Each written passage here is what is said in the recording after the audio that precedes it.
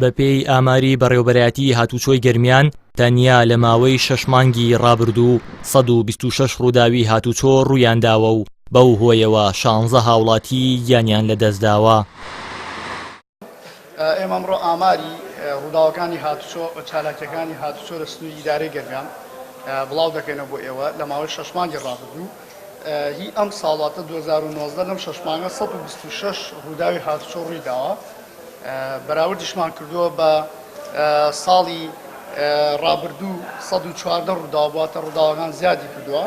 ئەو ڕووداوانەش بێگومان پێکدادان 71 ڕووداو هەبووە و وەرگەڕان 14 ڕووداو هەبووە. ئەوانەی کە وەردەگەڕن زۆربەی کات لە ڕێگاوبانەکانی دەرەوەیە و 39 ڕووداوی شێلان لەگەڵ 2 ڕووداوی سووتانمانە بووە. لەکوێ ئەو ڕووداوانە لە 2019 تا 6 مانگی ڕابردوو 16 هاوڵاتی بەداخۆ گیانی لەدەستداوە.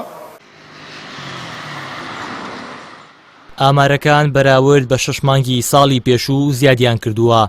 بە جۆرێک لە ماوەی 6 مانگی سەرەتای ساڵی ڕابردوو 114 ڕووداو ڕوویانداوە و 14 هاوڵاتی کردوتە قوربانی. شارەزایەکی بواری هاتوچۆش خراپی ڕێگاوبانەکان بە هۆکاری یەکەم و تیژڕەوی شۆفێران و لاوازی سزا یاساییەکان بەرامبەر پێشێلکاران بە هۆکارەکانی تری زۆربوونی ڕووداوەکانی هاتوچۆ دەزانێت. هەڵبەت هۆکارەکانی ڕووداوی هاتوچۆ ئەگەڕێتەوە بۆ ڕێگەوبانەکان و خودی شۆفێریشی تایە. سیرەکەی تیژڕەوی یەکێکە لە هۆکارانەکەوە ئەبێدە هۆکاری دروستبوونی کارەسات لە ئەم ڕێگەوبانانە. نووسنگەکانی خۆمان بە سیستەمێکی دەنیمارکی هۆڵندی ئیشی خۆی ئەکا بە جوانی و بە ڕێکوپێکی.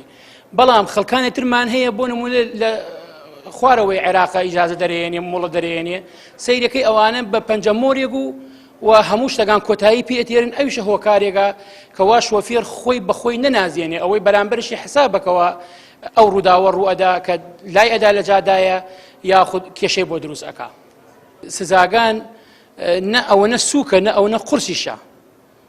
مەسەلەن سزا ئەدرێ بستە بۆ نمونێمە کامیرەمان هەیە پارەی خۆی و سزای خۆی وەرئەگرێ یاخود بێمۆڵەتمان هەیە دادگا ئیشی خۆی ئەکا بە ڕێکوپێکی. بەڵام خەڵکانێکی تر ئایا لە هەرچ ڕێگایەکە بێ کێشە بۆ خۆی و بۆ خەڵکانی بەرامبەرشی دروست ئەکا. سەرەڕای ئەوەی کە ساڵانە پارەیەکی زۆر لە شۆفێران وەردەگیرێت بە ناوی ژینگە و ڕێگاوبان، بەڵام ڕووداوەکانی هاتوچۆ کە بە تیرۆری سپی ناسراوە بە سێیەم هۆکاری مردن دادەنرێت لە هەرێمی کوردستان. ساڵانە ژمارەیەکی زۆر لە هاوڵاتی دەکاتە قوربانی و زەرەر و زیانێکی زۆریش بە مڵک و ماڵی هاوڵاتیان دەگەیەنێت. هەتا ئێستاش نەتوانراوە ڕێگا سەرەکیەکانی نێوان شارەکان دووساید و فراوان بکرێن تا ڕێگا لە زیادبوونی ڕووداوەکانی هاتوچۆ بگرێت. هەروەها یاسای ژمارە 86 ساڵی 2004 تایبەت بە بواری هاتوچۆ هەموار بکرێتەوە کە بەشێک لە شارەزایان پێیان وایە هەموارکردنەوەی ئەو یاسایە تا ڕادەیەک بواری هاتوچۆ لە هەرێمی کوردستان بەرەو پێشەوە دەبات. هاوار محەممەد، کەناڵی ئاسمانی پەیام.